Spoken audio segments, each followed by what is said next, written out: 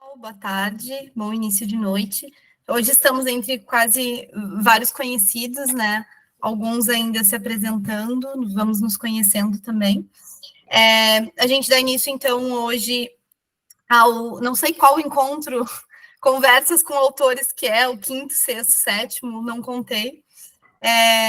Mas a conversa sobre a revista Collage 2, o encontro entre os autores, e a ideia desse momento, igual eu já falei um pouquinho antes, né, é que a gente ressalte alguns pontos importantes dos trabalhos publicados nessa revista, talvez dos trabalhos dos colegas também, e se conheça, possa conversar, possa trocar algumas ideias, né.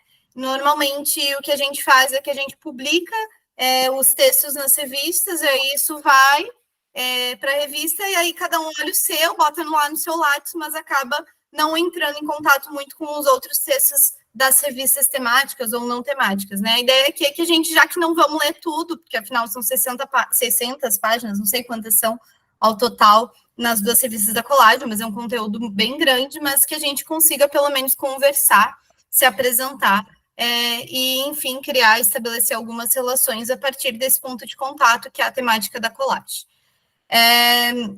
Então, sem mais delongas, eu não sei se você quer falar um pouquinho do editorial, Fon. Acho que rapidamente, né? A gente fez essa chamada, a princípio, sobre o tema colagem, pensando não só na área da arquitetura, mas em aonde ela poderia aparecer, em vários campos, na arte, na literatura, na psicologia, na antropologia, e a gente fez alguns convites, né, para garantir o número. Eu tinha muito receio e não houvessem muitos encaminhamentos de artigos para aprovação. Então, a gente sempre tenta garantir um número mínimo e de qualidade, né, em cima desses convites.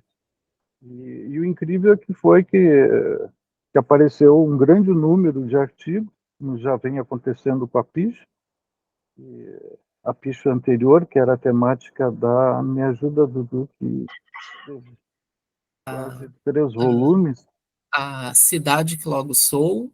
Isso. É essa. E a gente resolveu transformar em 2 volumes, porque, a princípio, eu acho que quando a gente tem muitos artigos, né, geralmente o ideal é 6, 7 artigos numa revista, para não ficar... não, como é que eu vou dizer? Para tentar valorizar um pouco mais todos os artigos, então a gente precisa, às vezes, não ser muito exagerado. Então a gente dividiu em 2 tomos esse número, tentando privilegiar todos os autores. E a gente tem algumas seções com uma parede branca, que são experimentos em cima da colagem ou de qualquer outro tema, e é um pouco isso. E nesse número a gente não o segundo não quer dizer o que sobrou, ao contrário, a gente meio que no primeiro a gente dividiu por umas estratégias um pouco sobre a questão da colagem e educação, e nessas a gente tentou vincular os artigos mais ligados à questão da montagem, tanto na literatura quanto no cinema, e um pouco por aí, né? Então, acho que é isso, para não me estender muito, porque o mais importante não é os nossos comentários, né, Thaís? Mas sim a fala dos nossos convidados. Acho importante colocar que o corpo da revista nos incitou diversas discussões e até a gente acabou indo atrás de outros estudos, então o editorial acabou ficando bem grandão.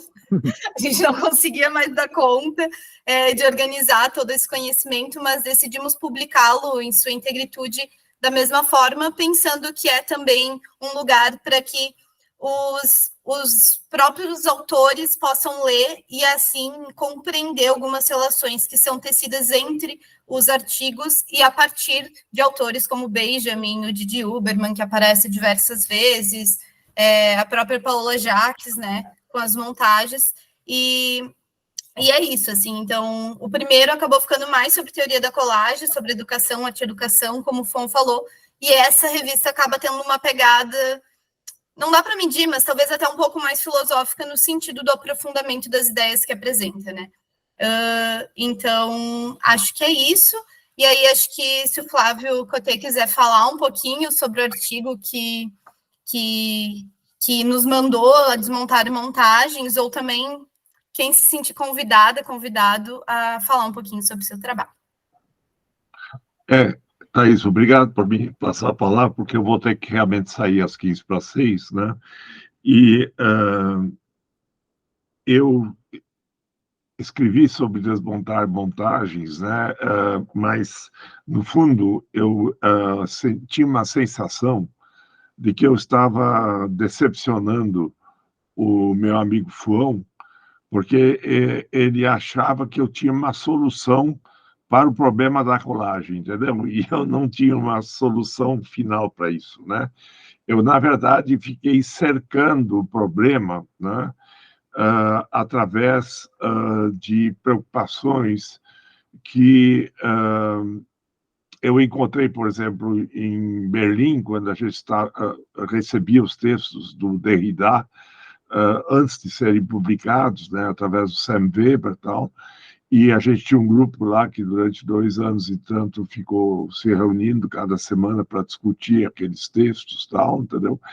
E, ao mesmo tempo, isso também apontou uma pista para o professor Paul Deman, por exemplo, da Universidade de Yale, e aí o que se chama de escola de Yale, se chamava na década de 1970, 80, na teoria literária, que era a utilização de figuras de linguagem para entender obras de arte, né?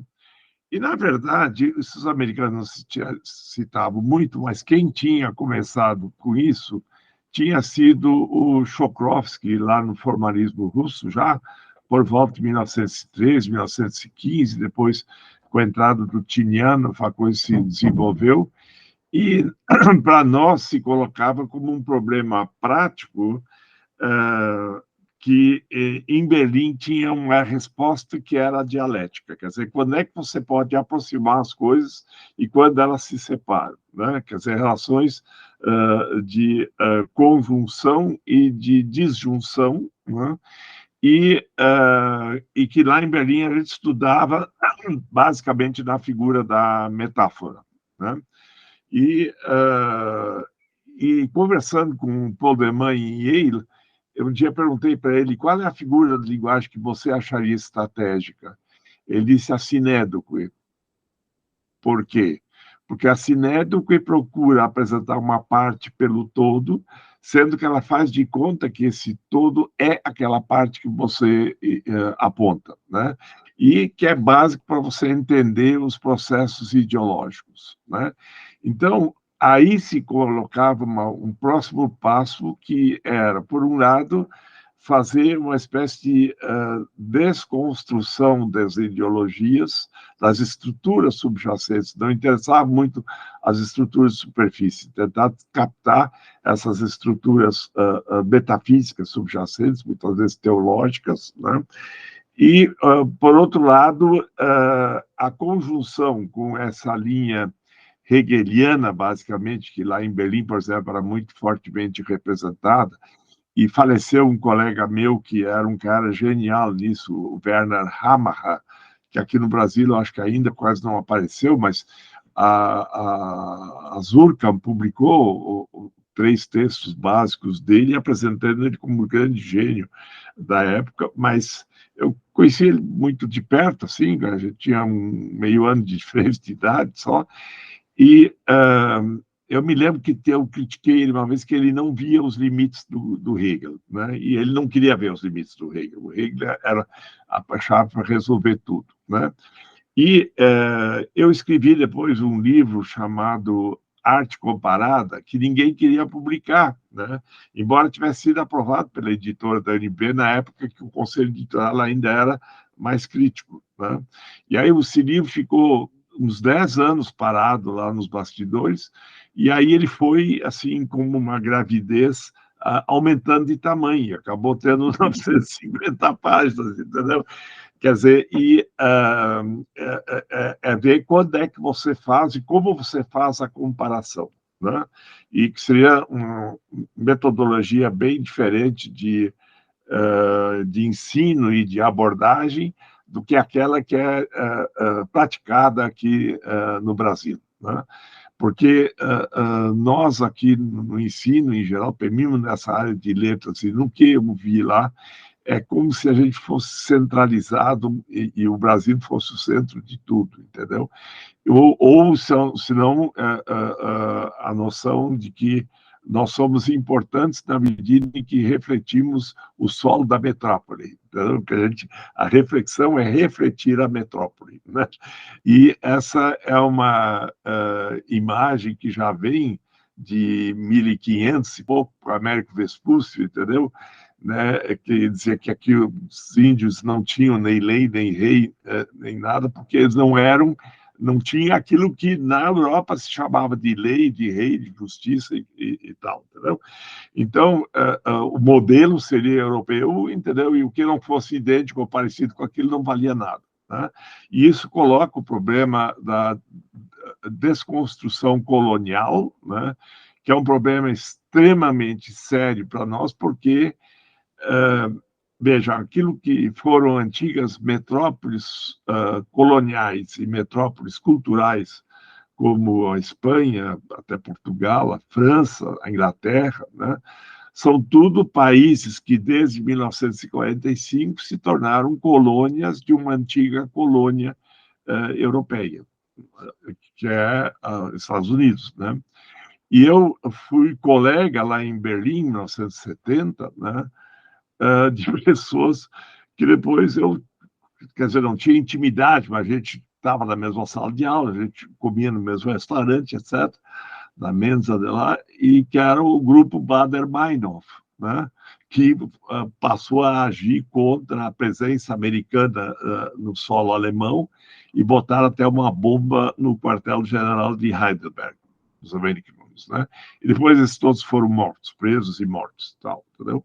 Não sobrou nenhum. Mas eu só estou, para finalizar, apontando isso, que os intelectuais europeus dessas metrópoles, em geral, estão tendo uma enorme dificuldade em repensar essa situação em que eles não são países propriamente soberanos, né?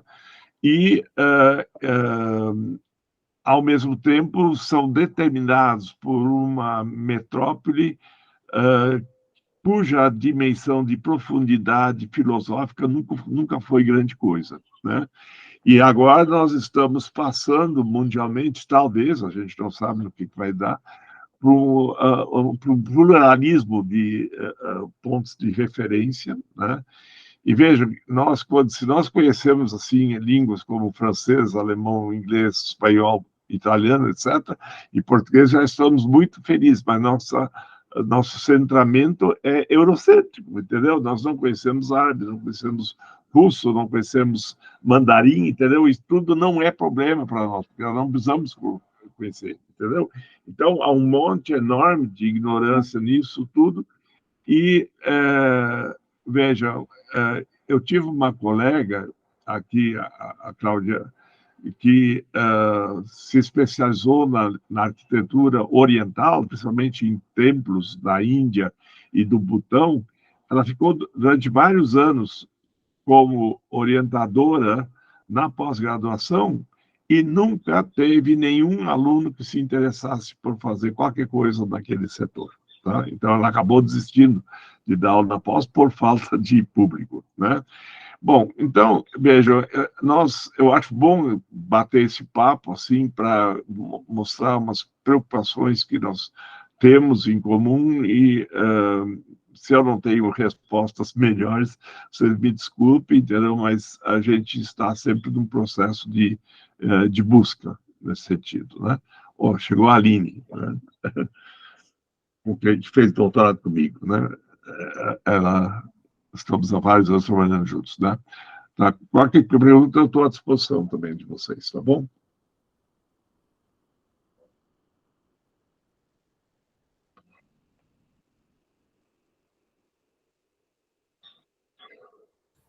Achei que o Fon ia fazer algum comentário, que tá com o microfone destravado. Quer falar, Fon? Não? Então, acho que prosseguimos. Eu não sei se a Aline quer pegar o gancho, ela acabou de chegar, coitada. Aí também fica ruim, né? Mas a Lu, a Marina, quem quiser se apresentar, falar um pouquinho. Eu não vou pegar muito gancho, talvez faça uma quebra, não sei. Bom, me apresentar, né? Eu sou egressa da UFPEL, faço parte do grupo Cidade e Contemporaneidade, com o Edu, com a Thaís, e atualmente estou fazendo o meu processo de doutorado na URGS, né? E também atuando aqui como professora no Departamento de Urbanismo. Bom, esse artigo que a gente compartilhou, né? Ele é uma experiência, assim, a teoria, né, as publicações e os ensaios elaborados, né, pelo professor Fuão, pela Thaís, também pela Lorena, muitos movimentos do professor Edu, né, eu fui aluna do Edu na graduação, eles sempre foram muito pulsantes, assim, para pensar a arquitetura, né, e acho que essa oficina, ela retrata muito um movimento, né, de poder parar e pensar sobre a arquitetura, especialmente sobre a arquitetura das cidades pequenas, porque essa oficina ela aconteceu num evento sobre as cidades pequenas, né, um evento nacional, o Cinapec, em que eu fui convidada para mediar, então, esse processo, né, com o objetivo de refletir sobre a arquitetura das cidades pequenas. Então, aqui tem algumas referências, né, que conduziram, né, e foram minhas parceiras, assim, tanto na realização da oficina. É importante contar também que ele aconteceu de modo online, né, então foi bem desafiador, assim, principalmente porque a plataforma, o meio que eles propuseram para realizar a oficina foi através do YouTube. Então, se criou esse painel, esse Padlet, se eu não me engano, onde podia ter uma interação, assim, prévia de quem ia se inscrevendo na oficina e também em que esse público pudesse ir acrescentando materiais, né, e colocando suas contribuições e fragmentos para que depois a gente pudesse realizar, então, as colagens. Então, são autoras comigo nesse artigo, a minha colega de doutorado, a Carolina Facin, e a professora do Departamento de Urbanismo, Geisa Horato, assim, que eu reforço que foram minhas parceiras, tanto nesse trabalho, nessa oficina, nessa escrita, mas também para pensar nesse outro urbano, assim, nessas outras possibilidades de pensar um urbano do menor, né? E como conclusões, assim, eu talvez colocaria o quão potente é, né, pensar através da colagem, né? Então, como prática amorosa, né? Acho que o Fuão nos inspira muito, muito próximo de realizar a oficina. Teve um podcast do Fuão, também o trabalho da Thaís, da dissertação, inspirou muito. Tem algumas colagens da Lorena, tem também de uma orientanda compartilhada com o Edu. Acho que sempre foi um modo muito potente, assim, a colagem, né, para os processos de criação também na arquitetura. Acho que era isso, assim, talvez fica um convite a pensar como aplicar, né, mas acho que daria para fazer várias revisões, assim, tanto nessa escrita quanto no processo como um todo, assim. Mas ele foi muito especial, assim, muito singular. Eram esses meus comentários e agradecer também a oportunidade, né, de partilhar essa edição com vocês.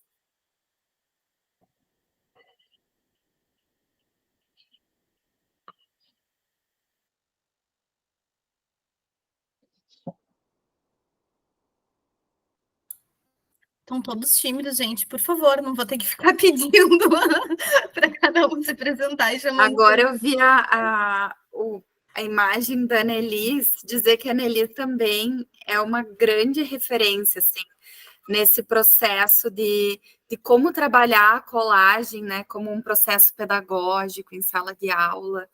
Então, eu estou aqui como autora, mas como leitora de muito de vocês, assim.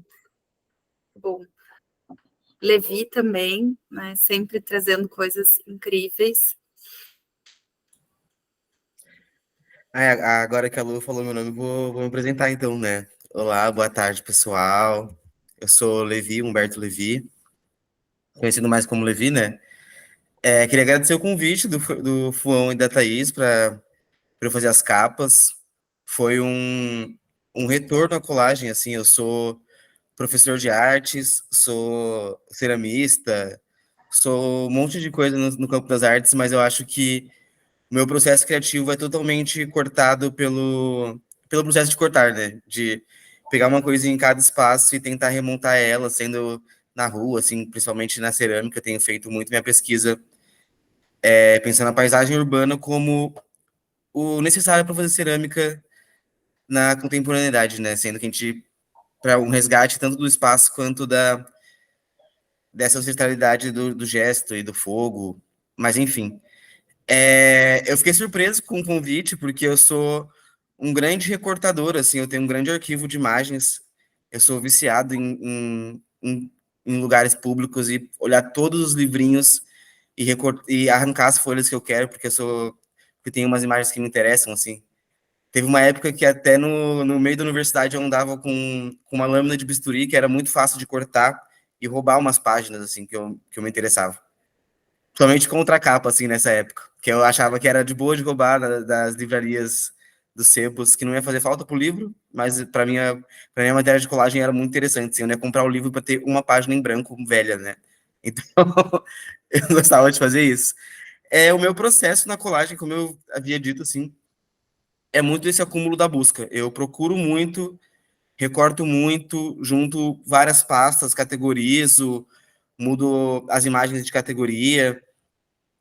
Então, eu vou fazendo isso e juntar as imagens fica no segundo plano, assim, eu fico na recortagem, parece.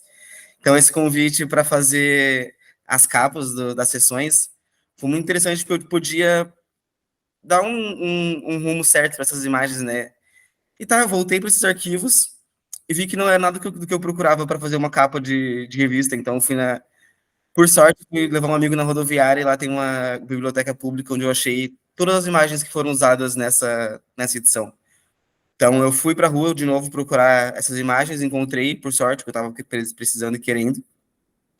E então eu pensei, quero fazer uma coisa que tenha a ver com uma história do Sandman, onde um personagem dorme no metrô e acorda numa cidade totalmente que não era aquela que ele vivia normalmente, né? E a cidade era a cidade era o sonho que a cidade estava sonhando.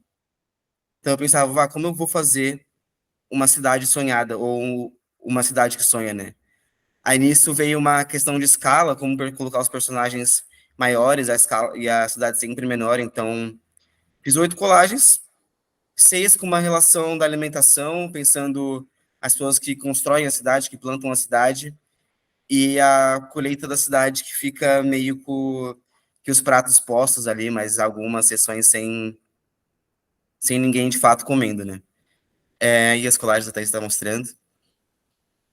Então, e as outras duas são uma referência de controle, né? Eu crio um prato onde uns engravatados estão olhando, emolduram uns meninos numa periferia, assim, a outra é a capa de fato.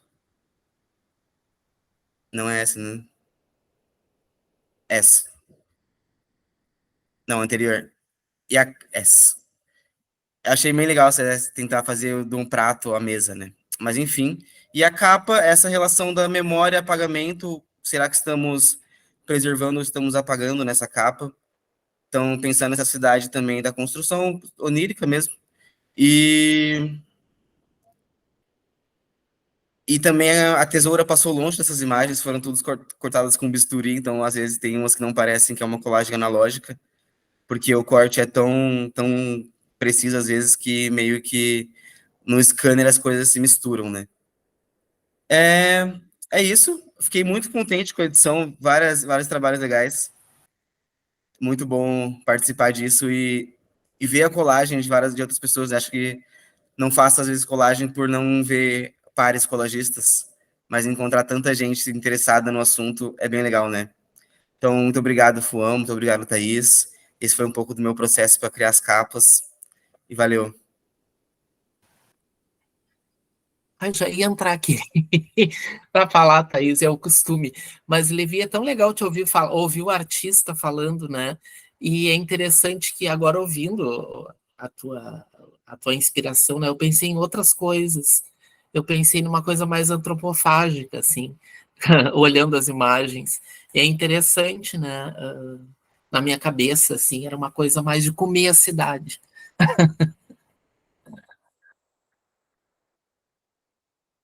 E agora, Thaís, é contigo. Diego? Já que o Levi começou a falar, eu vou falar também, para não ficar muito tímido. Primeiro, né, eu sou o Diego Lobato, eu sou doutorando no programa de pós-graduação em Design da Faculdade de Arquitetura da Universidade de São Paulo, né?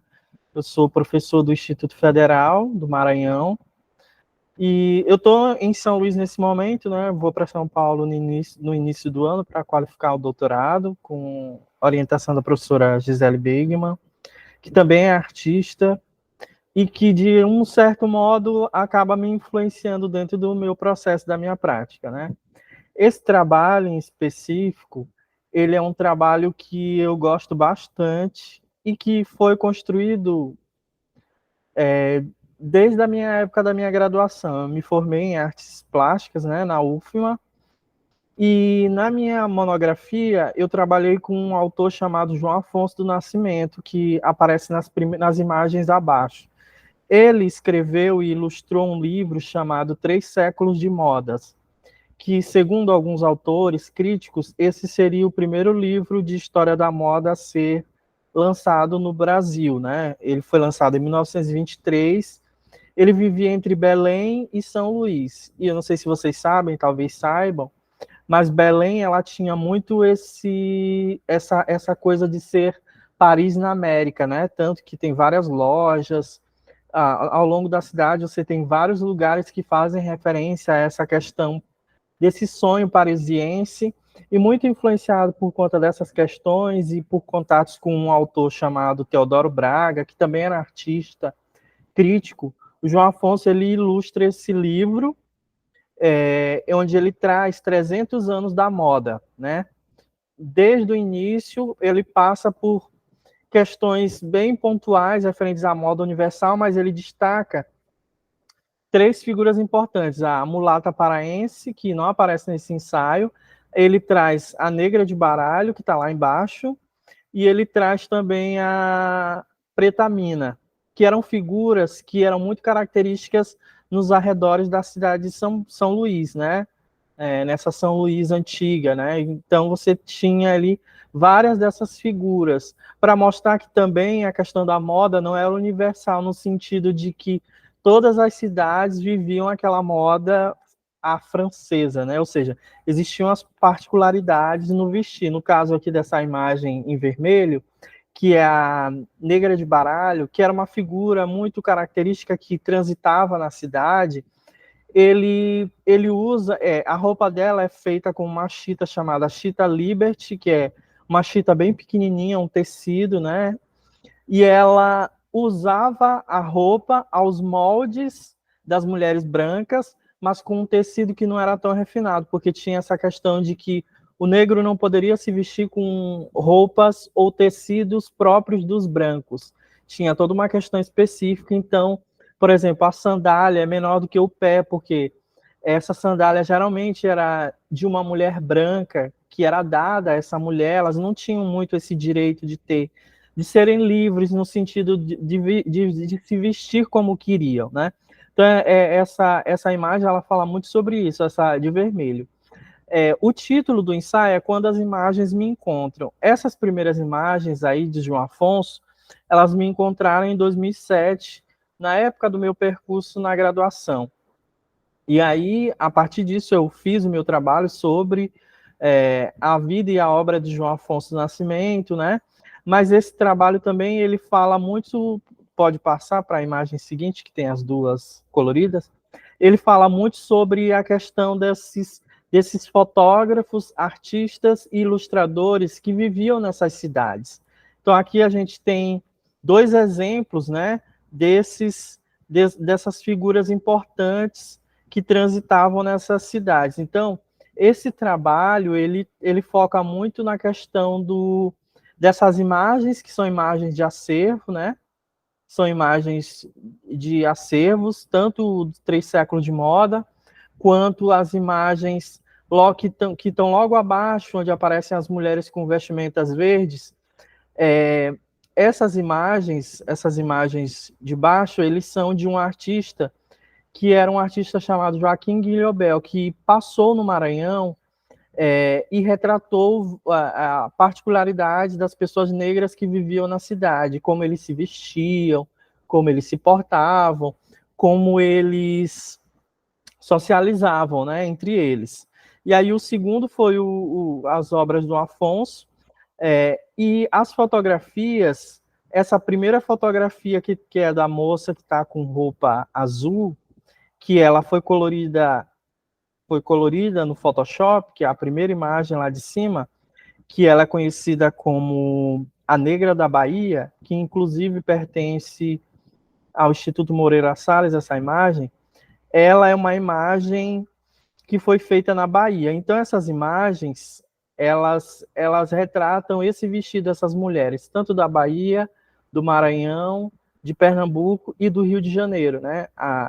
As primeiras imagens são do Mark Ferrez, que foi um fotógrafo muito importante e que tem essa característica de ter essa fotografia encenada, né? Ou seja, essas imagens, elas são encenadas. Então, inclusive essa mulher que aparece na primeira colagem, ela é uma mulher que vai aparecer em muitas outras imagens. É como se naquela época alguns fotógrafos eles tivessem as suas modelos, né? Então essa mulher em específica, ela vai aparecer não só aí nessa imagem, mas ela vai aparecer em outros cartões postais, que também era uma forma de vender, muito em função dessa brasilidade, dessa exportação, do exótico, né? Porque essas imagens acabam carregando um pouco disso. Então, trazer essas imagens para esse momento, para essa colagem, é uma maneira de descolonizar esse próprio pensamento dessas imagens, que muitas vezes são eurocentradas, né? E trazer essa cultura ancestral, né? Principalmente para os espaços institucionais, onde elas foram muitas vezes invisibilizadas, desacreditadas, descredibilizadas, porque, por exemplo, as imagens, os desenhos do João Afonso, eles só vieram ter um conhecimento do público nos últimos 10, 15 anos. Até então as pessoas não tinham noção dessas imagens. Tanto essas quanto as imagens do Mark Ferrez, que também foi um cara que representou muito, através da fotografia, a questão da escravidão no Brasil. Se vocês procurarem na internet, vocês vão ver várias imagens dele no interior de São Paulo, nas fazendas de café, onde muitos homens negros e mulheres negras, eles faziam como se estivessem em pose, né? E nas fotos, às vezes, você percebe o rosto deles, rostos de tristeza, às vezes, assim, como se não quisessem aparecer nas imagens, mas como se fossem obrigados, né? Então tem toda uma questão em função disso. Então, em algum momento da minha vida, essas imagens, elas acabaram me encontrando. Por isso que eu trouxe esse título também, muito em função disso. E a questão do vestir, da roupa e do acervo, tem muita relação com a minha pesquisa que eu venho desenvolvendo, tanto no mestrado, quanto no doutorado, onde eu trato um pouco dessas questões. No doutorado, não especificamente sobre roupas em si, mas tratando de arquivos digitais, museu e virtualidade, né? Então, é basicamente isso. Diego, E qual é o grau da tua interferência nesse material, assim, tipo as suas duas fotos iniciais do mar? O que tu trabalhou ali? O que tu conservou? Porque todas são um trabalho em Photoshop, né? Com certeza. Tá mudo, tá mudo.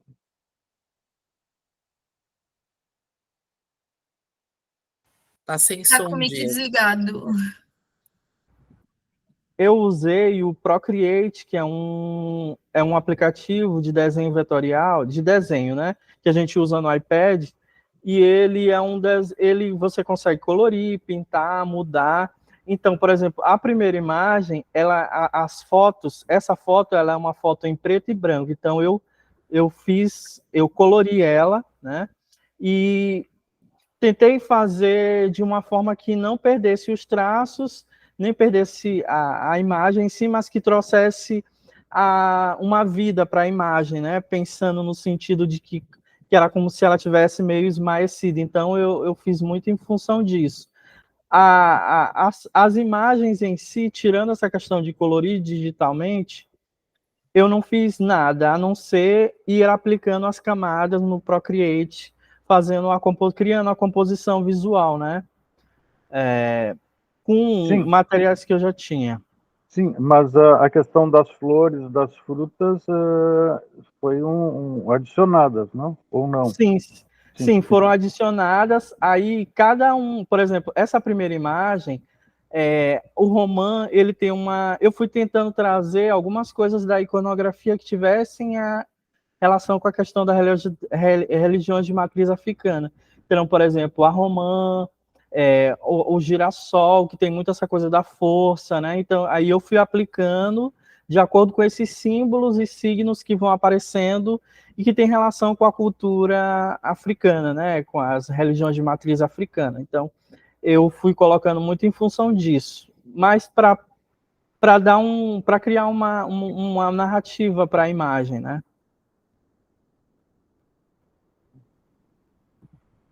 obrigado. É isso.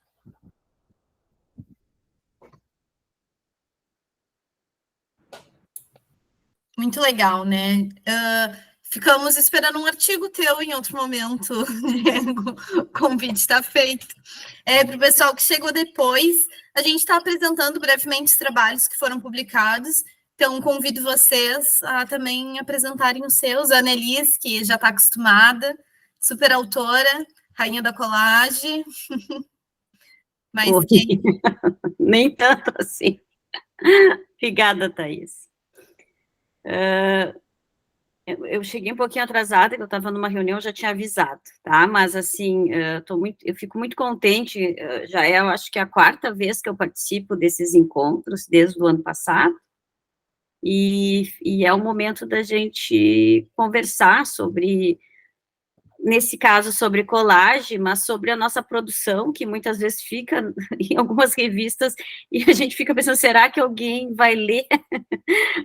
Mas, enfim, esse artigo, ele faz parte da minha tese, claro, ele tem um olhar, né, um novo olhar sobre o material da tese, né, a tese é final de 2019, em que eu trabalhei a questão da colagem na arquitetura de Mirais, né, do Henrique Mirais, um arquiteto espanhol, catalão, em que eu tive uma oportunidade de levar alguns alunos para fazer um workshop lá, em 2013, depois eu levei outro grupo em 2017, quando eu já estava fazendo o doutorado, para analisar esse uso da colagem, que é muito expressivo nas publicações sobre o trabalho dele.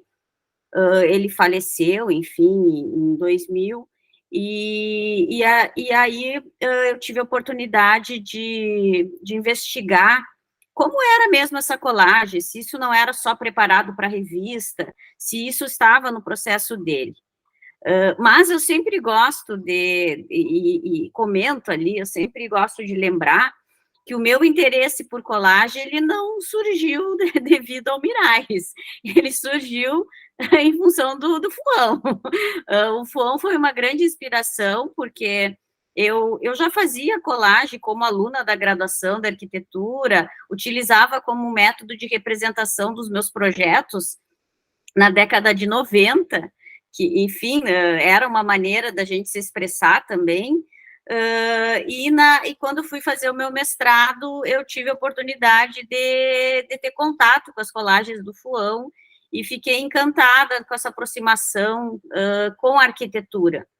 E, a partir daí, eu continuei estudando, não com tanta força como eu gostaria, e aí, de repente, o Mirais bateu a minha porta, 2013, e eu lembrei de tudo isso, que eu sempre gostei de aproximar e ver esse método, e saindo um pouquinho aqui do artigo, eu consegui aplicar isso em algumas disciplinas do curso de arquitetura aqui da universidade que eu dou aula. Então, a gente tem um resultado bem interessante, principalmente com as colagens, utilizando imagens do sítio, do tema que eles estão elaborando. Não são colagens assim tão... são artísticas, vou chamar assim, mas não são colagens que fogem muito o tema, mas a partir dali eles conseguem trabalhar questões formais muito interessantes que vão acompanhando o projeto até o final do semestre. Tá? Então, eu sempre gosto de falar isso, porque é interessante essa aproximação da arquitetura, do projeto, e não só do lançamento, mas do projeto final também, com a questão da colagem. E aí eu tive a oportunidade de fazer essa pesquisa e ver que o escritório do Mirais, que hoje enfim, ele é chefiado pela viúva dele, pela Benedetta, que também utiliza a colagem. Inclusive, nos primeiros trabalhos dele, existe muita influência do David Hockney, essa colagem aqui é do David Hockney. Então, as primeiras colagens dele, quando ele estava associado com a Carmen Pinhós, que foi a primeira esposa e segunda sócia dele, porque ele trabalhou lá no escritório do Ali Pignon, logo que se formou, e ele utilizava como uma maneira de registro do trabalho dele. E aí, com o tempo, principalmente depois que ele começa a trabalhar com a Benedetta, ele começa a utilizar a colagem de outras maneiras, e não só para lançamento de projeto ou registro de levantamento do local, como também uma ferramenta de criação e uma ferramenta que auxiliava ele em outros projetos, não só naquele, por exemplo, da colagem original, tá?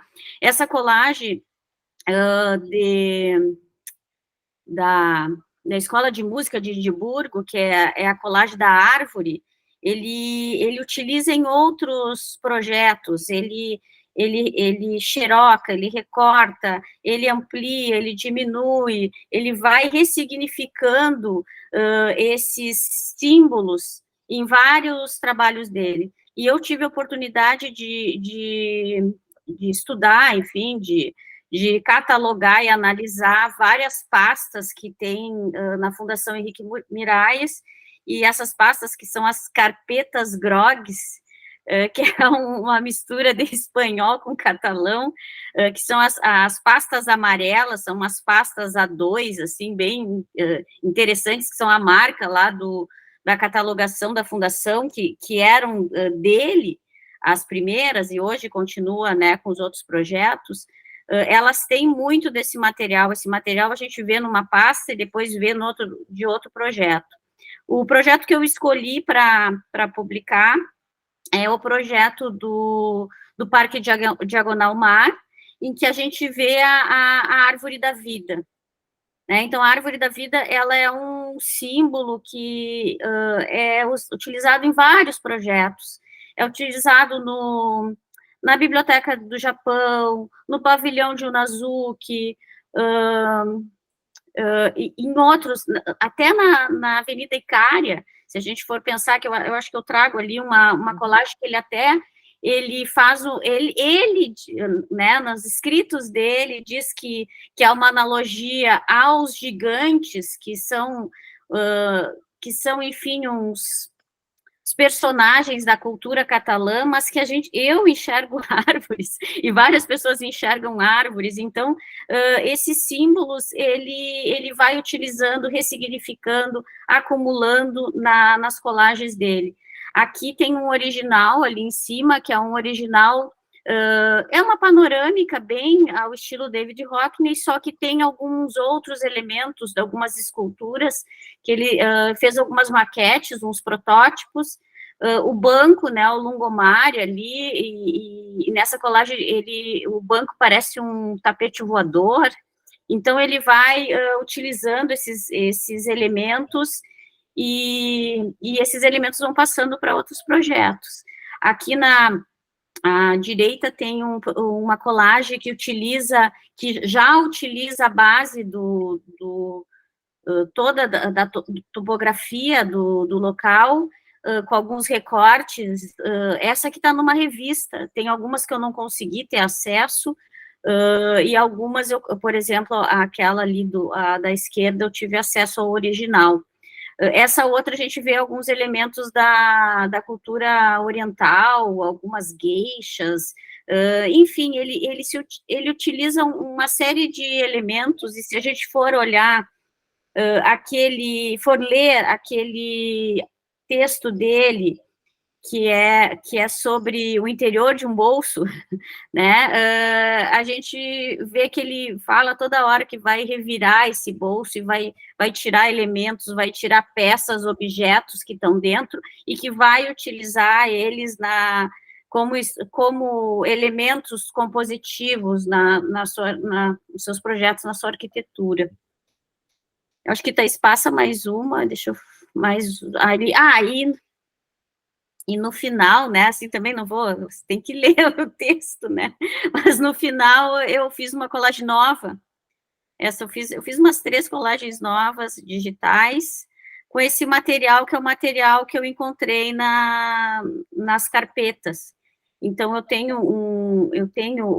um acervo bem grande de fotografias que eu retirei, e eu acabei manipulando, e essas imagens que eu utilizei para essa colagem nova são fora a árvore, que também é muito usada, né, no Parque Diagonal Mar, porque é a árvore da vida. As outras imagens também fazem parte da carpeta, né.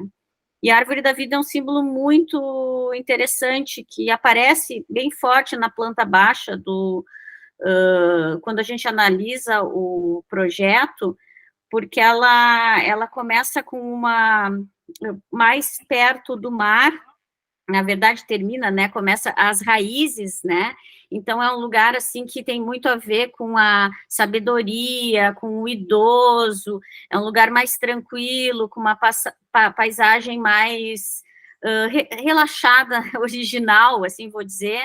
Depois, na parte do tronco da árvore, que seria bem o miolo do parque, a gente vê a questão, né, da vida adulta, dos esportes, e é muito interessante. Essa colagem, por exemplo, que está aqui em cima, é um teste que ele fez, que nesse projeto ele já começa a usar a colagem digital, antes ele não usava, né, esse é o primeiro projeto que aparece as colagens digitais. E a gente vê ele vai lá e tira foto das basuras, dos lixos do parque, dos outros parques, né, então tem a garrafa d'água, a garrafa de Coca-Cola, o pirulito, o papel da bala, né, o papel do pirulito, e ele acaba trabalhando essas colagens como um padrão, e depois imprime isso na cerâmica, quebra ela e faz um trincadiz em algumas esculturas do parque. Então, assim, é um projeto cheio de referências que a gente vai estudando e cada vez fica mais encantado com tudo que ele tira do bolso dele, né, toda essa parte, né, desses fragmentos e que ele vai ressignificando. Mas, às vezes, eu penso sobre a tese, Fuão, e sobre, claro, agora estou falando do artigo, mas penso que da questão da vida, né, é a vida da gente, né, são as nossas memórias, ele tem muito disso, né, de utilizar também a cultura catalã, porque ele é catalão, mas é interessante porque a gente vê tanto arquiteto que acaba usando um carimbo, quase como arquitetura, uma arquitetura que quase não tem rosto, e os projetos deles todos tinham muito significado, tá? Então, não sei se querem perguntar alguma coisa, mas, assim, é um tema que me encanta, ainda bem consigo aplicar em sala de aula com os alunos. Para mim, todo semestre, no primeiro semestre, eu faço um exercício na disciplina e vou acompanhando o uso dessas referências aplicadas ao projeto, e isso é uma das partes que eu mais gosto da docência. Tá? E para acessar, né, Annelise, o artigo que tu conta um pouquinho da tua história na docência, tem que olhar na ficha anterior. Sim, sim. Tem um artigo publicado super legal. Então, quem ficou interessado, assim, é muito legal como a Annelise, inclusive, propõe a colagem tridimensional, né, também, que é uma coisa super importante, assim. Acho que cada vez mais a gente está entrando na bidimensionalidade das coisas e sempre a gente perde alguma coisa, perde textura, perde contato, perde o tempo do real, né, do fazer e desfazer, do recortar e a cola deixar uma marca. Então, é super legal também essa possibilidade. Tu quer concluir? Eu acho que eu te cortei. Não, eu acho que, enfim, eu fui bem randômica. Enfim, se querem perguntar alguma coisa, não sei, pessoal, não sei como é que vocês estão fazendo, só apresenta.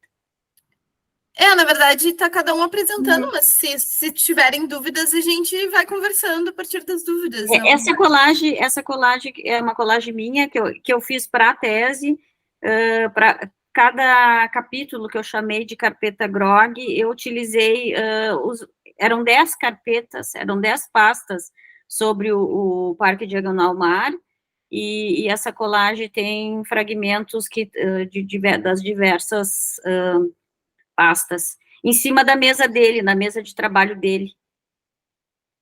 Isso eu acho legal contar, assim, porque foi foi muito interessante a minha experiência também em contato com esse material, além de ver ele se repetindo em várias pastas de outros projetos, também a questão de ser no escritório dele e de ter toda, assim, me traziam uma pasta por vez, eu tinha que olhar a pasta, devolver, e aí depois traziam outra, então não era assim não era disponível, não é, né, ainda disponível tudo, eles têm muito cuidado com esse material, e eu tive muita sorte deles estarem dispostos, né, a me mostrar, né, eu, uma brasileira, porque eles geralmente emprestam isso para publicações e para o pessoal lá deles, né. Só isso, só. Então, eu gostaria de ver mais o trabalho dos outros, né. Quem quiser apresentar, que ainda não apresentou. Temos a Marina também, que tem uma parede branca. A Alinezinho. Sim, eu posso apresentar. Eu estava com alguns probleminhas para entrar, mas eu já consegui resolver.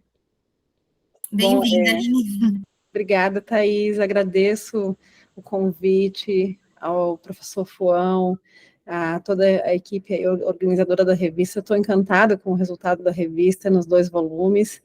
E eu sou professora aqui na Universidade de Brasília, na pós-graduação também do Centro Universitário de Brasília, e conheci o Fuão na situação da minha tese, e conheci pelos textos, né, pelo trabalho dele,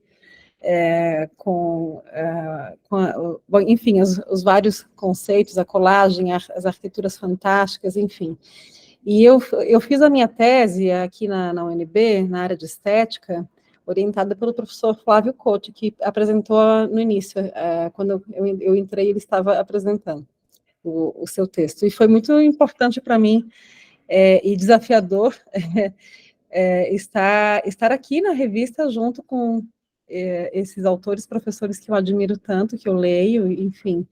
E tanto o Flávio quanto o Fuão são autores, professores que me inspiram nas minhas pesquisas, na minha vida, na minha produção. E o tema da colagem, para mim, é bastante importante e provocativo, porque no meu doutorado, na minha tese, eu tive acesso a alguns textos do final da década de 70 do professor Flávio Koch, sobre o formalismo russo, principalmente em relação à estética de vanguardas, os estudos dos formalistas no sentido de trazer a arte como um procedimento de desautomatização do mundo, né, do discurso. E, claro, eles buscavam autonomia da arte de maneira objetiva, frente aí ao século XIX, principalmente, de um subjetivismo, de um historicismo que acabava, às vezes, estreitando as interpretações em contextos mais fechados. Então, diante dessas estéticas de vanguarda, no artigo, o que eu propus aqui, né? Na minha tese, eu estudei o estranhamento, principalmente nos textos do professor Flávio Koch, citando aí Todorov, Viktor Shklovsky e outros formalistas russos. Claro que eles estavam voltando o seu olhar para as estéticas de vanguarda, principalmente o cinema e a literatura e as artes, né?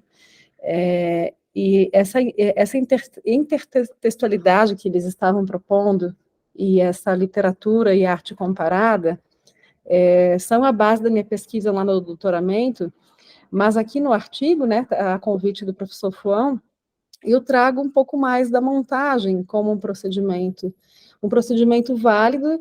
Claro que isso não é automático, porque existem alguns teóricos no cinema, como Bazin, que defendem o cinema naturalista, ou seja, o ocultamento dos procedimentos artísticos, o ocultamento dos procedimentos de montagem, para que a narrativa se torne mais naturalista e fluida, né? Enquanto outros autores como Eisenstein, Vertov, o próprio Jacques Humon, eles vão, e aqui no Brasil, Ismael Xavier, eles vão trabalhar as narrativas do fragmento, da descontinuidade, com os seus procedimentos revelados. Então, eu fiz essa conceituação da montagem dentro do cinema para depois, então, propor no meu texto, depois, quem tiver curiosidade, quem quiser ler, para fazer, claro, um paralelo com o conceito de colagem. Então, enquanto a montagem mais naturalista, das narrativas miméticas, ali do começo do século XX, do começo da história do cinema, e sim, do cinema mais naturalista, elas tendem a esconder os seus procedimentos artísticos, a narrativa, ela esconde a montagem. Nas estéticas de vanguarda, por exemplo, ali com o cinema do Teatro das Atrações, do Eisenstein, Vertov e outros autores que eu trago no texto, ou mesmo a Nouvelle Vague, em Godard, por exemplo, existe uma intenção de mostrar, de revelar os procedimentos artísticos e, portanto, a montagem em si. E, claro, num paralelo entre a montagem e a colagem sim é uma obra mais aberta, porque a montagem ela é intencional em relação ao diretor, ou em relação a quem faz a montagem no cinema e vai construir essa narrativa.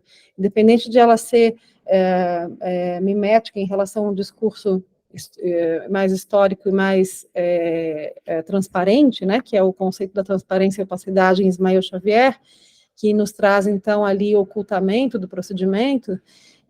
A colagem, ela revela, em geral, os seus procedimentos, que é o recorte, que é a própria cola, e essa construção de um outro objeto, de um objeto autônomo, né, uma obra mais aberta.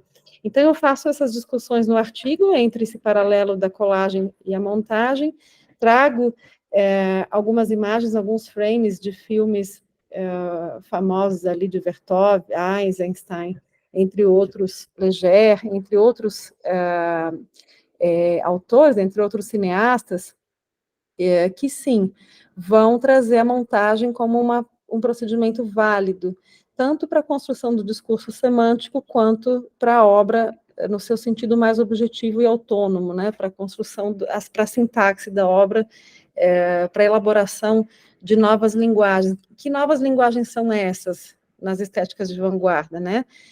Ou o questionamento do realismo, até mesmo um antirrealismo, que é o que Eisenstein vai trabalhar principalmente, ou uma estética de um novo realismo, de uma outra visão de mundo. Aí nós vamos ver, por exemplo, o deslocamento da sonografia com a imagem, o deslocamento ou o prolongamento de planos, ou diversos cortes dentro de quadros dentro do mesmo plano, ou seja, nós vamos ter narrativas aí que vão nos causar, pelos procedimentos da montagem, da colagem, nós vamos ter narrativas no cinema que vão nos causar o estranhamento, né? Que é o termo que eu estudo na minha tese lá do Victor Shklovsky.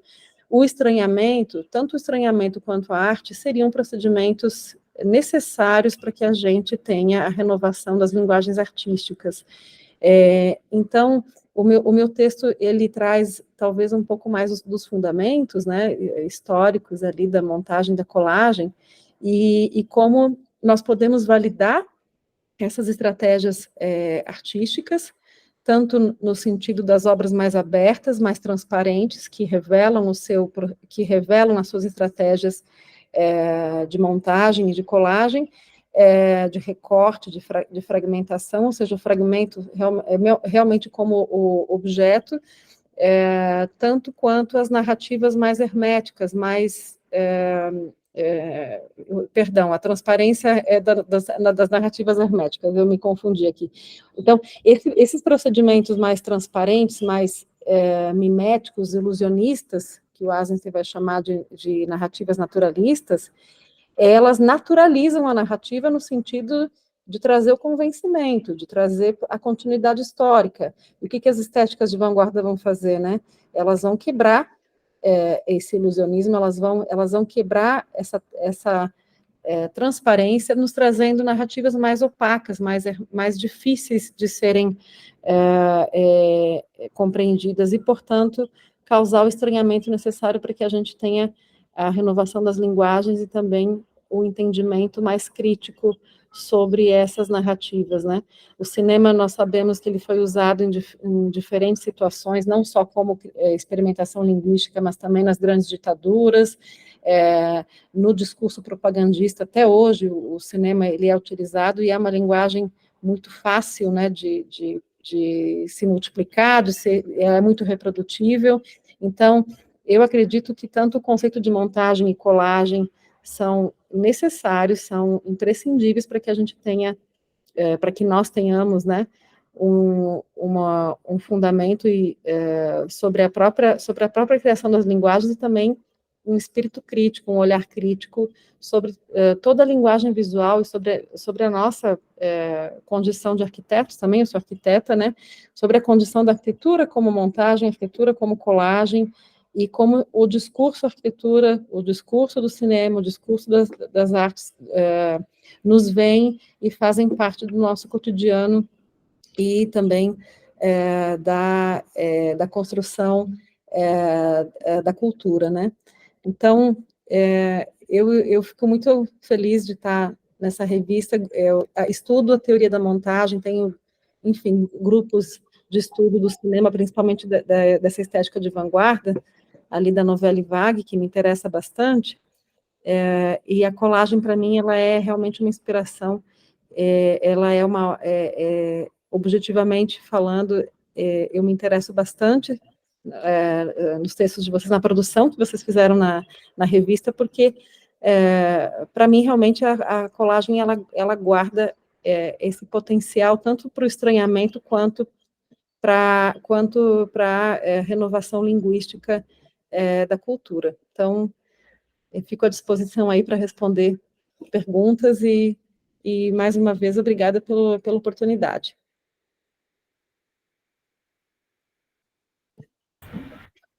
Olá, boa noite. Se ninguém for falar, eu posso falar. Boa noite, então, a todos. Vou falar rapidinho. Junto com o Cauê, a gente construiu uma parede branca. Eu nem me apresentei, gente. Prazer, meu nome é Marina. Eu sou mestranda da Unesp, em Bauru. Sou orientanda do professor Hélio Iral. E tenho um trabalho muito similar com o do Cauê. A gente pesquisa as linhas férreas no interior. Eu pesquiso aqui no interior, em São Carlos, e o Cauê no litoral, em São Vicente. Então, o nosso trabalho, ele se aproxima muito, e acho que as colagens nasceram muito nessa inquietação e nessa vontade de tentar entender o que as duas paisagens onde a gente estava caminhando tinham de aproximações e de distanciamentos. Então, a colagem vem nesse encontro, assim, nesse desejo de tentar entender e reconhecer esse território por onde a gente estava caminhando. Se o Cauê quiser comentar um pouquinho, fica à vontade. Olá, pessoal. Bom, sou arquiteto também, sou mestrando aqui na UFSC, no programa de arquitetura. E como a Marina falou, a gente tem uma temática de pesquisa bastante semelhante, assim, né? E apareceu a oportunidade de escrever sobre colagem. Nós dois gostamos de cortar e colar. Então, foi uma tentativa de pensar como que seria a paisagem que eu pesquiso, a paisagem que ela pesquisa, se misturassem alguns elementos, alguns objetos, né? E saiu, o resultado foram essas imagens. Uma coisa, pelo menos o que eu pensei é que se aproxima um pouco de um estranhamento também, mas que fica no limbo entre não é de uma cidade nem de outra, mas poderiam ter das duas, né? E a gente partiu nessa tentativa de escrever um pouco sobre a memória, né? Trabalhamos com a ferrovia, estudamos um pouco dessa história ferroviária do estado de São Paulo. Então, a gente vê que em algumas cidades se tem o esquecimento desse passado ferroviário, mas tentando trabalhar nessas colagens com o contemporâneo, mas também com a questão da memória, né? Então, a gente escrevi um pouco ali brevemente sobre o terreno vague, mas tendo a colagem como um resultado da prática cartográfica, né? Então a gente mesclou um pouco esses dois conceitos, né, da colagem e da cartografia, e o resultado foi esse, né? Se desdobrou nessas imagens, né? Mas também uma animação bem curta dessas próprias imagens. Então penso que quando elas ganham vida, né, em uma animação, também se torna um outro produto, né, derivado dessa colagem, derivado das fotos desses dois locais. Eu não sei se eu disse tudo, mas o texto é curtinho, está mais explicado no texto, assim, mas eu acho que a ideia principal deve ser essa, né? Se aproxima. Sabe, uma coisa que eu sinto também com esse movimento que a gente construiu, as colagens, é que é um outro tempo, né? A gente vai para a rua, tenta habitar esse território, né? Coletar imagens, e aí é um tempo outro que a hora que a gente senta e vai olhar a coleta, a gente revisita essa paisagem e reconstrói ela. Não sei, parece ser um momento também de entendimento sobre o território, né? E agradecer também a oportunidade da gente estar publicando aqui na revista. Esse movimento que vocês fazem, acho que é muito importante, assim, e como todo mundo comentou, é inspirador, assim, também, e acolhedor ver tantos outros pesquisadores que estão indo para esse outro caminho, assim. Eu agora estava no QR Code ali, que eu não tinha assistido, Marina. É bem legal, pessoal, o videozinho que eles fizeram das colagens se movimentando. Nesse vídeo, nas colagens, nós utilizamos fotos autorais, né? A Marina tirou as fotos, eu também tirei as fotos. E o som do vídeo também foi coletado pela Marina na caminhada dela. Então, meio que há essa mescla, né? Eu assisti sem som aqui, porque eu não queria atrapalhar. Depois vou assistir com som. É muito legal como os trabalhos se complementam, né? De uma forma ou de outra, assim. E é interessante, enquanto a Aline estava falando, fiquei pensando na duração do cinema russo, que às vezes a gente vai assistir um filme interminável e a gente não, não tem que parar, tem que tomar uma água. Não. Eu, principalmente, tenho uma dificuldade assim, de me manter acordada durante todo o processo do filme. E hoje a gente faz as coisas tão rápido, né? E aí isso toma uma outra dimensão, e a colagem toma uma outra dimensão. E é isso, assim, a gente tem lido, o Fão já escreveu sobre isso, né? Que o mais importante da colagem não é a cola em si, que é quando o movimento ele termina, mas é todo o processo que se dá entre o encontro, entre o recorte, entre esse movimento. Ou durante esse movimento, né? E às vezes o cinema, os vídeos, eles nos ajudam a nos dar conta desses outros encaixes possíveis que colocam as coisas em pulsão. E como é importante a gente dar duração para as nossas imagens. Eu não sei se mais alguém quer comentar alguma coisa, se sente convidado a fazer algum comentário final. Acho que todo mundo já apresentou os seus trabalhos. Fuão, você quer falar alguma coisa, Edu? Não, eu fiquei me lembrando agora, falando e ouvindo a Annelise também, né? Que tem bastante experiência. Eu também, a minha carta na manga é a colagem em sala de aula, em várias situações, né? E aí, esse semestre, eu tô com umas duplas de projeto, Fuão, e um poder da colagem que eu notei, que é...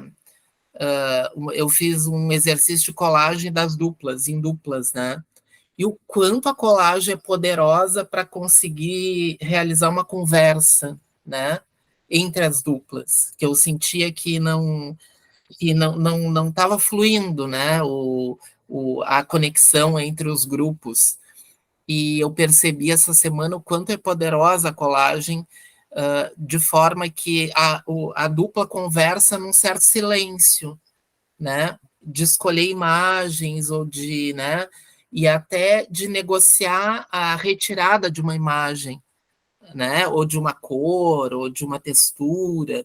Então, é bastante interessante, né, essa movimentação também não só do autor, do autoral do artista, né, e dessa possibilidade. O Fuão tem muita experiência aí em comunidades e tudo mais também, né, e então eu acho que tem um poder também aí que está num outro lugar, né, que não é na produção em si da própria colagem, é na produção também, mas acho que tem um poder de comunicação, né, assim, que é bem interessante perceber.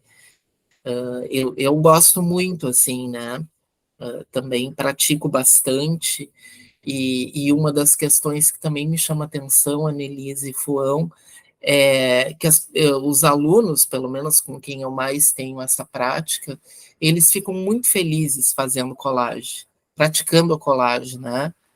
É muito interessante perceber. Eu acho que tem essa coisa lúdica do infantil, do recorte, né? E eu tenho insistido ainda e mantido a colagem com a tesoura, com a cola, né? Que é outra força também, né? Embora alguns já me perguntem, pode fazer no tablet? Eu tento que não. Mas eu percebo também essa energia que é trocada, né? Que é uma energia boa, e eu gosto muito, assim, não é um estresse fazer aquilo, eu acho que entra também num outro lugar, assim, que eu acho bem interessante, assim, que eu tenho tentado perceber, assim, na prática dos outros, não na minha prática de colagem, né, e eu percebo isso com muita força. O Levi aí, não sei se faz colagem com as crianças, Levi. Faço e não é sempre que elas gostam, na verdade. É?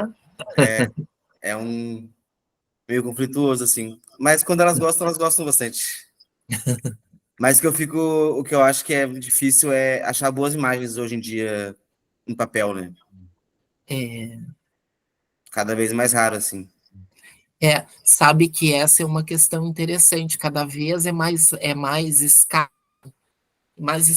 a revista, né? Há um ou 2 anos atrás, eu dizia para os meus alunos trazerem revista para recortar. Agora eles me olham do tipo, de onde eu vou tirar a revista? Eu tenho que imprimir as coisas? Então tem uma mudança aí também, né? Assim, meio que nesse lugar aí. Daqui a pouco não vai ter mais recurso para fazer colagem, assim. Por Ou isso vai que eu me virar atino a pegar tudo que eu consigo, porque eu sei que daqui a pouco não vai ter nada. As ou a imagens revista vai só virar um imagem digital. arte também, de novo, né? E que a gente vai ter que procurar. Mas não sei, Thaís. Vou deixar contigo com fome. Eu tô meio cansado agora no final do Posso dia já. terminar apresentando meu último achado para vocês? Eu achei uma O coleção que é isso? muito linda. Chama Fauna. E tem assim, ó.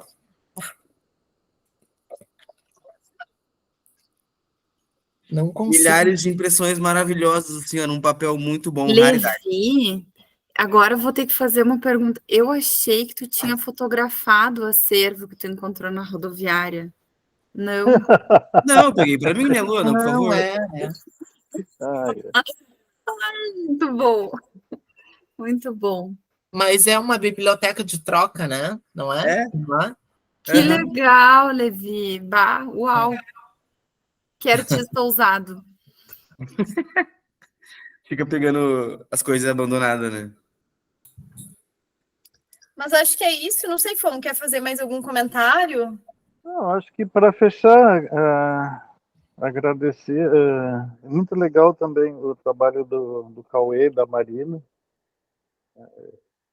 Eu vou olhar agora o QR Code, que eu fiquei curiosíssimo. Eu tenho uma grande dificuldade em acessar QR Codes, eu confesso. Ele colocou o link aqui, eu acho, também. Sim.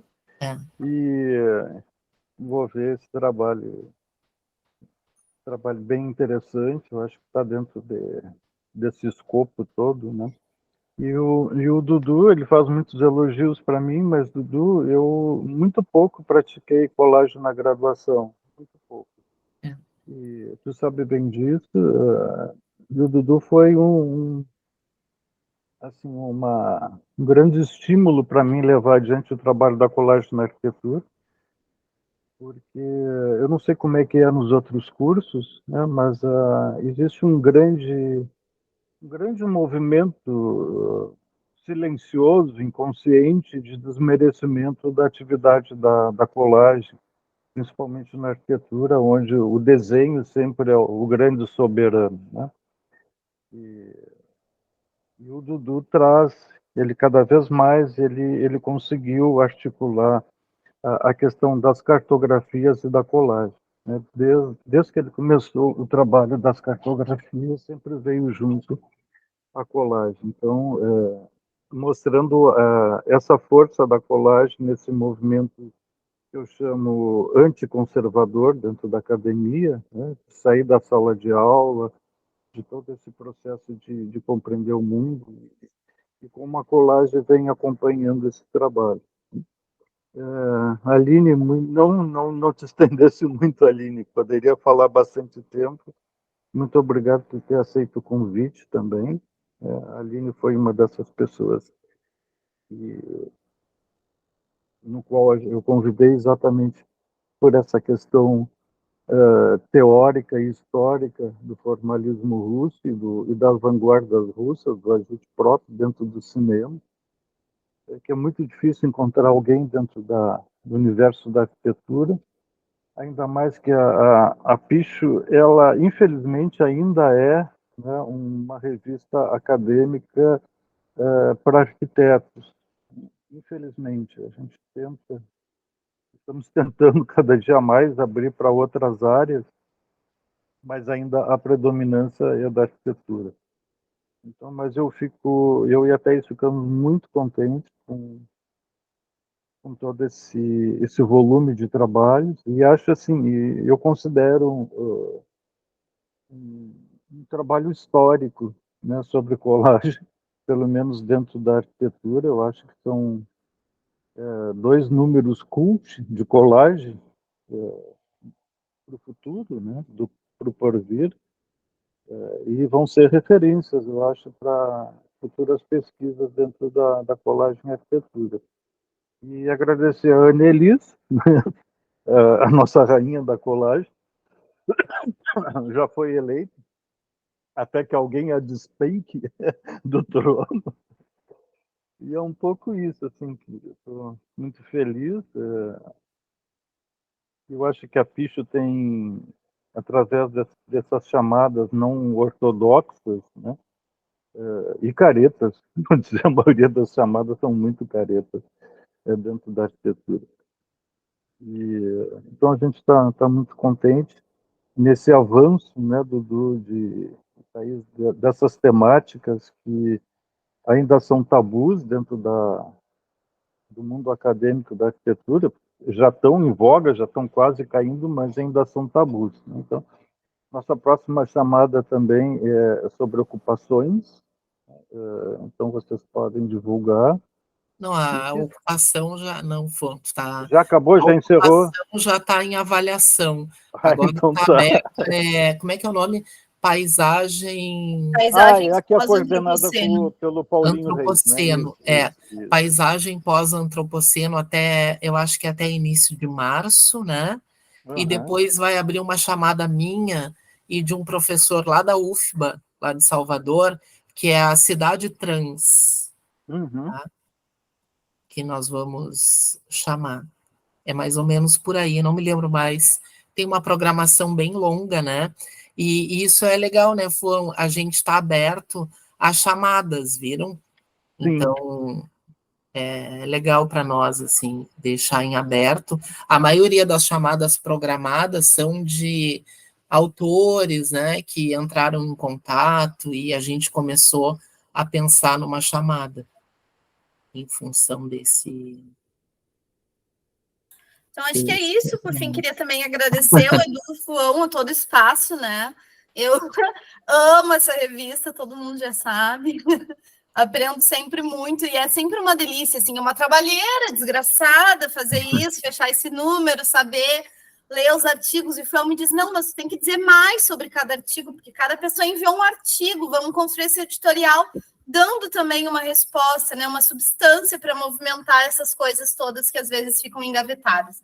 Então foi um trabalho de bastante fôlego, essas duas revistas, estou super feliz que está publicado, terminado. E sabe também lugar para a gente pensar outras coisas agora, né, a partir disso. Essa foi uma preocupação que a gente teve, né? Eu me questiono muito sobre a questão dos editoriais, né? Que muitas vezes os próprios editores não leem as matérias que estão sendo publicadas, né? Eles enviam os pareceres, dão uma rápida olhada sobre o material, mas não leem, né? Então, eu acho isso muito ruim, muito ruim. E acho que na medida em que a gente faz um número temático, faz com convites, a gente tem que ler esse material. Tem que ler, absorver, encontrar todas as positividades de cada material e escrever sobre eles. Então, a gente, como prova, né, de carinho, de acolhimento, porque não basta publicar, não basta. A gente quer que leia. É claro, é importante a publicação para a pontuação de pontos, etc., etc., mas eu tenho certeza que para cada autor é mais importante a leitura, no fundo, do que a pontuação, né? Com certeza ter esse retorno, no mínimo, dos editores, né? E esse espaço aqui é um pouco isso da conversa, a gente poderia ficar horas, né? Umas 3 horas, falando, comentando cada trabalho e fazendo esse diálogo. Então, é claro que a gente se estendeu muito, mas eu e a Thais, a gente já decidiu, nós vamos aproveitar todo aquele material e vamos publicar sobre outro título também, né? Claro, vamos retirar a questão das autorias, mas cada comentário sobre um artigo é um comentário muito específico, né? Muito específico sobre aquele trabalho. Então é isso, dizer que a gente tem um carinho muito grande pelos autores sempre, e acho que é um pouco isso, assim, e continue enviando, a ficha está sempre aberta para qualquer chamada, envios, e colagens, está sempre aberta a parede branca, tá? Independente de tema, não é isso? Me corrige, Dudu e Thaís, mas a princípio está sempre aberta, né? A gente já tem uma grande prática de vários números de colagens, então é só enviar, independente da temática. Pode estar junto com a temática ou não. Se tiver, melhor, mas também não está, não há problema. Eu acho que em todos os números deve ter alguma colagem. Até um dia Devem eu quero ter. dar uma olhada. É uma das Acho que características da com Picho, certeza tem colagem. essa paixão do Dudu pela colagem minha também. Então é isso, entre outras tantas coisas, isso que nos cola, né? Nos cola e nos descola da tradição. Acho que é isso, passar a palavra para finalizar, para a Thaís e o Dudu, que sempre fazem. Eu acho que é isso, né, Thaís? Acho que está feito, senão a gente Isso, a fica aqui se ideia despedindo e fazendo mais um comentário eternamente, assim. fica um comentário, só se alguém quiser fazer alguma pergunta, né? Mas a ideia é um pouco essa, é a gente se conhecer e tentar quebrar um pouco o gelo desse lugar, assim, acadêmico dos periódicos, né? Que a gente envia para um lugar e não vê, não sabe quem é, né? Como é que aconteceu. E a Picho está sempre, a gente responde e-mail o dia inteiro, né? De dúvidas. Eu fico muito impressionado, Fão, como a academia deixa os autores inseguros, né? Sim, Trabalhos, né? Eu sou que nem o Foucault na parresia. Eu digo as coisas, dou a quem doer. Não importa então, o ódio que eu vou gerar, mas a academia é uma coisa muito maldosa do jeito que ela está sendo conduzida, né? Ela está mais, em vez de construir vidas e conhecimentos e saberes, ela está destruindo aquilo que está germinando, né? Com certeza, e assim, ó, eu não sei se é porque eu tenho percebido isso na Picho, né? Eu sempre falo isso em as consultas são muitos assim de lugares do interior do Brasil, assim, do pessoal do Maranhão, do interior do Pará. Tipo assim, eu escrevo aqui, será que eu posso mandar? E são materiais maravilhosos, lindos, né? Que estão escondidos e que eu acho que um lugar de centralidade acadêmico ou intelectual, não sei, não quer deixar fluir, né? Não sei que palavra usar. Quanto mais qualis tem, para mim, quanto mais qualis tem, mais desqualificada é. Pode ser. Sentido, né? Porque elas são extremamente rígidas, com pareceristas caducos, velhos, mofados, embolorados. E essa é a realidade, né? A realidade, porque eu mando para pareceristas com doutorado que só sabem determinado assunto e não sabem nada do mundo que está acontecendo na volta. Então, esse tipo de gente não serve para produzir conhecimento, eles servem para reafirmar determinados tipos de conhecimento, que não é o caso da Picho. A Picho é uma revista, basicamente, de trazer à tona os saberes que estão emergindo, sejam eles acadêmicos científicos ou mais ou menos acadêmicos científicos. Porque quando a gente vê que tem um artigo que tem um alto grau de inovação, um alto grau de relevância, e se recebe algum parecer negativo, a gente reavalia esse parecer. As coisas não são bem assim, né? No fundo, o editor-chefe tem as responsabilidades sobre a coisa.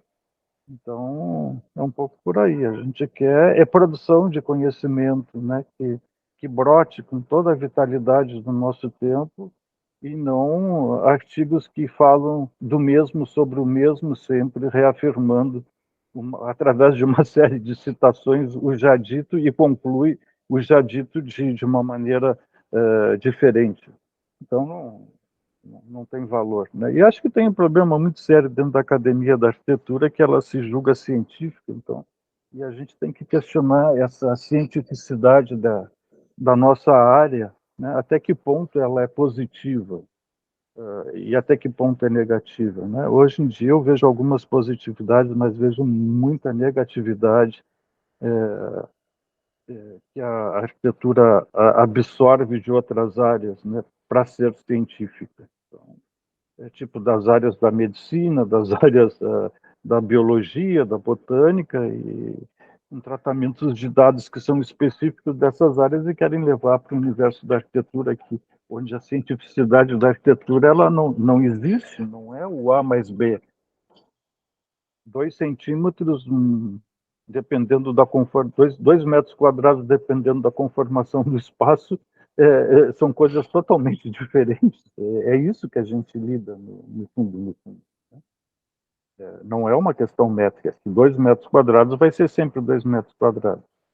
Pode ser, mas o que se faz dentro desses 2 metros quadrados é completamente distinto. Então, eu tenho muitas dúvidas cada vez mais, que eu vou chegando ao meu término, a minha conclusão dentro da arquitetura, né? Isso nos coloca numa posição muito privilegiada também, de fazer críticas, e críticas cada vez mais ferrenhas.